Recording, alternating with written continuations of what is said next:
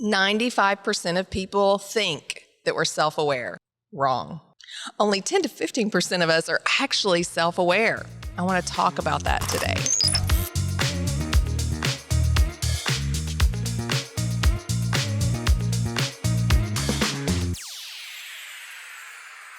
Welcome to the Help for Leaders podcast. I'm Stacey Harris. Before we dive into today's episode, click here to subscribe, hit that thumbs up, ring that bell so you're notified each week when we post new content. Today, we're going to talk about self-awareness. I'm super passionate about emotional intelligence. I've done many podcasts on the topic, and today we're going to dive deep. In fact, this is going to be a series. This is going to be the first of 5 podcasts on diving deep into each of the 5 aspects of emotional intelligence. So what is emotional intelligence? First of all, emotional intelligence is that ability to understand your emotions, understanding how they're impacting other people, being able to really harness the power of emotion to increase your productivity, your collaboration, your performance at work. And that's what we're going to talk about. And there's 5 aspects of EQ, and I'm going to do a podcast episode on diving deep into each one. So today we're going to start with self-awareness, because self-awareness is really the foundation of EQ. It's the bottom layer, if you will, that we build upon. And if we're not self-aware, if we really score low in those areas, it's really challenging to be able to regulate emotions or being able to impact other people with our emotions as well. So this is very key in understanding emotional intelligence and being able to increase your EQ. So EQ is the measurement of emotional intelligence. Many of you have probably heard of IQ, which is intellectual quotient, the measurement of our intellect. And so we're going to be talking about the measurement of our emotions. And what I love about EQ is that it can be learned at any stage of life, and it can be increased intentionally as well as we learn and grow and as we become more self-aware. And so self-awareness is that ability to understand our own emotions, how our emotions are impacting us and our decision-making ability. Do you know that we feel before we think? And many of us are unaware of what we're feeling. And so the self-awareness piece of EQ is really being able to understand all that you're thinking, all that you're feeling, so that you can really harness those emotions to make good decisions, to be able to show empathy for other people, to be able to regulate some of those disruptive emotions. Unself-aware colleagues impact your team tremendously. And the statistic I wanted to share is that it actually cuts your team's ability to succeed in half. That's huge. That's huge impact for you personally, and also for your team. And when we're not aware of our emotions, it actually increases our stress levels, it decreases our motivation, and it actually can cause people to not want to show up for work. And there's statistics that show it increases the rate at which people exit jobs as well. And so I want to dive deep. I want to really look at what EQ looks like in the workplace and what self-awareness looks like when it's high, but also when it's not, when it's low, and how that's impacting us at work. Highly self-aware people are really able to understand what they're feeling moment by moment at work. And if you think about our day, we're experiencing a lot of different things. And if we're unaware of why we're experiencing what we're experiencing and able to really verbalize that and internalize that, it can come out in really unproductive, unhealthy ways. So I started this podcast with a statistic. This was a Harvard Business Review study that was done over a 5-year period, and it showed that 95% of Americans in the workplace think that we're self-aware of our emotions. But what the study found is that really only 10 to 15% of us are actually aware of our emotions and how it's impacting our ability to communicate and our ability to lead other people. And emotions are real. We're humans. We all feel emotions. We all react in different ways. Hopefully, as we learn emotional intelligence, we're responding, not out of a place of frustration or anger or even excitement, but harnessing those emotions, letting them impact our decision making in a healthy, productive way. And so I've worked with leaders across the globe doing EQ training, and let me tell you, the last 2 years have brought a lot of emotion to the surface, and we're very passionate about many things, and we're communicating those in ways sometimes that are not very healthy and not very productive. So let's look at how EQ, and specifically the aspect of self-awareness, looks in the workplace. So I want to start by looking at a disconnect with emotions. Do you have a hard time articulating how you're feeling? Is that difficult for you to actually put into words what's going on internally?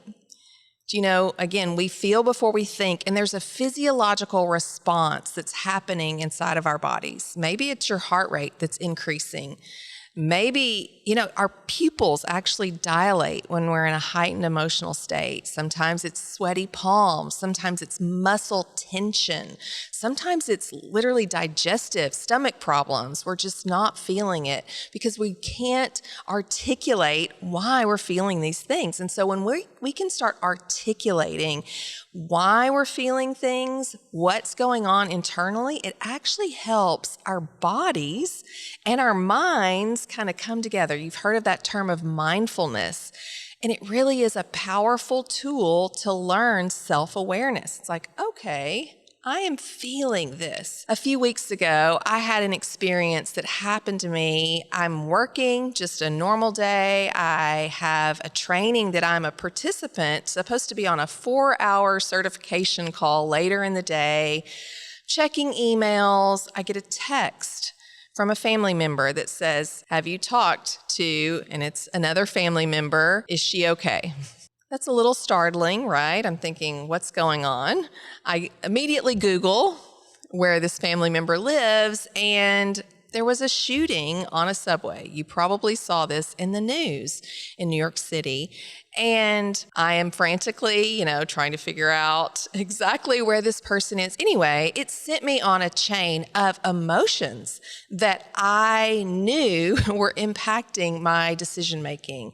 And so because I do have a lot of self-awareness, I'm very self-aware. I communicated with all the family members, knew everyone was okay, everyone's safe, all is fine, but I am still reeling from all of the emotions that are impacting me. Fear, sadness, I'm so far away, I can't do anything, all the things, right, that we feel that are normal, and it's impacting my work. I had to actually postpone that certification because I knew I wasn't in a place that I could logically engage and be present. And I had the flexibility, thankfully, to do that. That was an extreme situation that can happen, but many times at work, things happen. Maybe it's personal, maybe it's business related, maybe it's, someone on your team, maybe it's illness, whatever it is. If we can't articulate what we're feeling and why, then our self-awareness cannot increase. So it's so important to be able to articulate your feelings, whether it's frustration, whether it's excitement, whether it's fear, whatever it is, being able to name it, understand why you're feeling it, and put it into context in a workplace. Another thing that can happen when we're not self-aware is we're making hasty decisions. How many of us have made a decision in a spur of the moment, in an emotional state that maybe we later regret? Okay, when we're not self-aware, we can make those hasty decisions. We can be in a team meeting and someone says something and it may just excite us. And yes, let's go that direction. Or maybe we need to just pause just a moment. You've heard me talk about the 6-second pause of just sitting with that emotion, letting it just kind of move through your body, re-engaging the rational part of your brain so that you're not making hasty, irrational decisions, but that you're pausing. So when someone's very self-aware, they're making really rational decisions. When we're not self-aware, we can be making those hasty decisions that may impact our team in a negative way. Another aspect of low EQ in self-awareness can be a lack of empathy for other people. Forbes put out a study showing that 96% of individuals, especially in leadership positions, lacked empathy.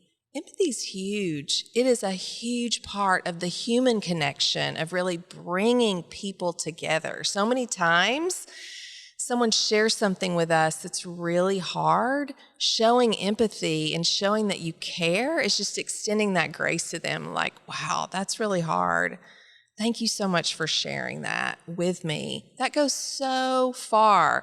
As I was doing research, preparing for this podcast, I actually came across an article in 2015 about a manager and an employee, and this person was just asking for some time off, or actually they were asking for time away from the office to work from home 3 afternoons a week. And it was because her son, who was in middle school, was having some difficulty, and she wanted to be home when he got home from school to be able to just monitor his homework time.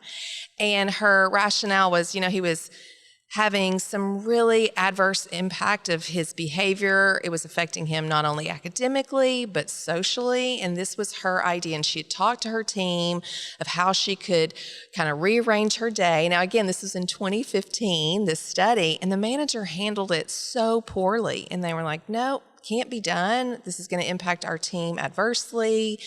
All of these things that I thought, wow, fast forward to 2022, and we have so many advances in, working remote. Things have changed dramatically, but that lack of empathy that manager showed that individual was so detrimental. And in fact, that person, because of that low self-awareness with her manager, she actually left the organization and went to work for another organization that had more flexibility for her personal life. And so when we have more self-awareness of our own emotions, when we're able to communicate those to our team members, it really does impact not only myself, but my team. And there's another statistic that's really fascinating that I want to share with you. So that statistic is from the Harvard Business Review, and it's that study of 5 years of research on self-awareness. And what it showed was those individuals, those 10 to 15% of people who were self-aware, they were actually advancing in their careers. They were being perceived as leaders. They had more healthy engagement at work, and they were long-term employees, more so than those individuals that actually said, I'm self-aware, but then their peers were stating otherwise. So it's really important as far as our success at work, the success on our teams, how far we can advance in our careers. That's why self-awareness is really important. So I encourage you, if you haven't taken our assessment, you can go online. We have a free EQ assessment that we're offering, and you can learn about your self-awareness. And we actually give you strategies in that report of how to increase self-awareness so that you can become more self-aware of your emotions, how they're impacting you and your decision-making. I hope you've learned something today. Join me next week because I'm going to be talking about self-regulation, which is the second aspect of EQ. If you enjoyed this episode and would like more information on emotional intelligence, behavioral styles, or communication, I'd love for you to click here to watch more episodes. And we'd also love for you to click here to subscribe so you're notified each week when we post more content.